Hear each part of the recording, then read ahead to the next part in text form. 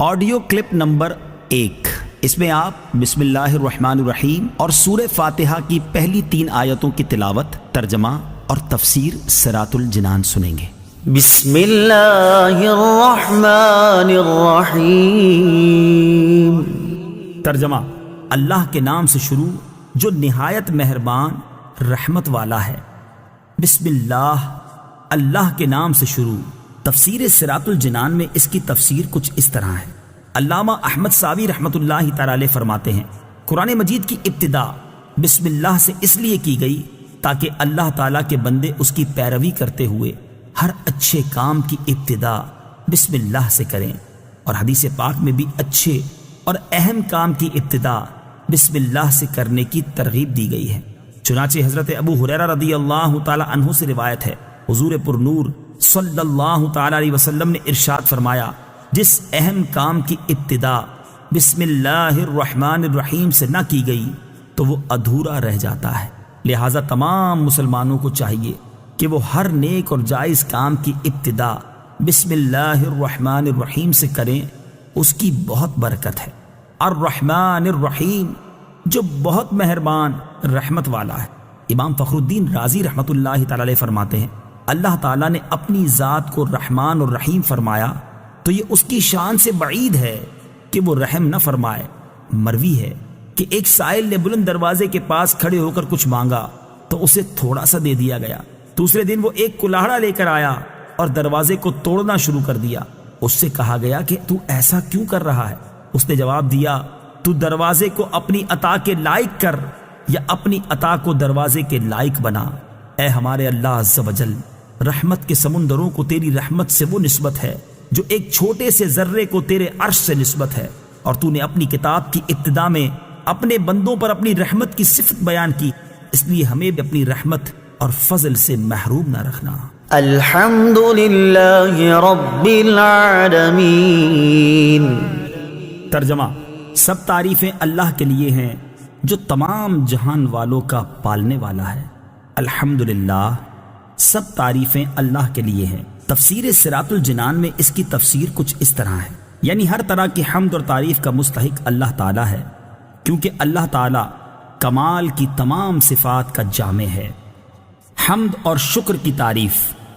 حمد کا معنی ہے کسی کی اختیاری خوبیوں کی بنا پر اس کی تعریف کرنا، اور شکر کی تعریف یہ ہے کہ کسی کے احسان کے مقابلے میں زبان، دل یا اعضاء سے اس کی تعظیم کرنا۔ اور ہم چونکہ اللہ عز و جل کی حمد عام طور پر اس کے احسانات کے پیش نظر کرتے ہیں، اس لیے ہماری یہ حمد شکر بھی ہوتی ہے۔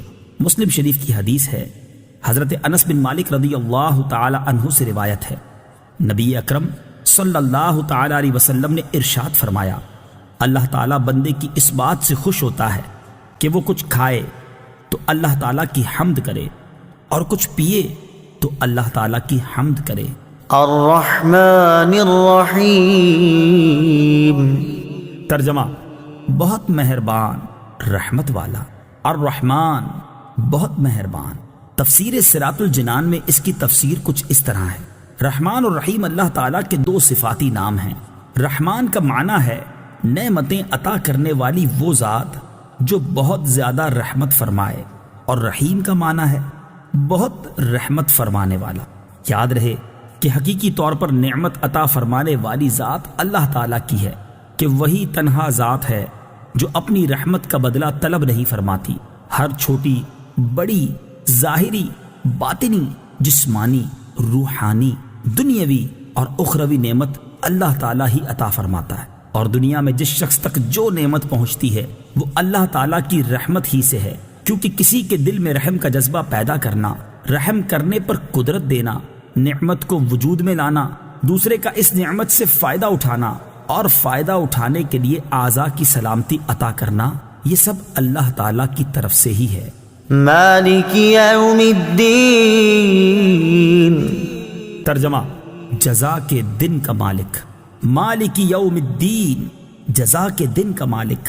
تفسیر صراط الجنان میں اس کی تفسیر کچھ اس طرح ہے، جزا کے دن سے مراد قیامت کا دن ہے کہ اس دن نیک اعمال کرنے والے مسلمانوں کو ثواب ملے گا، اور گناہگاروں اور کافروں کو سزا ملے گی، جبکہ مالک اسے کہتے ہیں جو اپنی ملکیت میں موجود چیزوں میں جیسے چاہے تصرف کرے۔ اللہ تعالیٰ اگرچہ دنیا اور آخرت دونوں کا مالک ہے، لیکن یہاں قیامت کے دن کو بطور خاص اس لیے ذکر کیا تاکہ اس دن کی اہمیت دل میں بیٹھے۔ نیز دنیا کے مقابلے میں آخرت میں اللہ تعالیٰ کے مالک ہونے کا ظہور زیادہ ہوگا، کیونکہ اس دن کسی کے پاس ظاہری سلطنت بھی نہ ہوگی جو اللہ تعالیٰ نے دنیا میں لوگوں کو عطا فرمائی تھی۔ اس لیے یہاں خاص طور پر قیامت کے دن کی ملکیت کا ذکر کیا گیا۔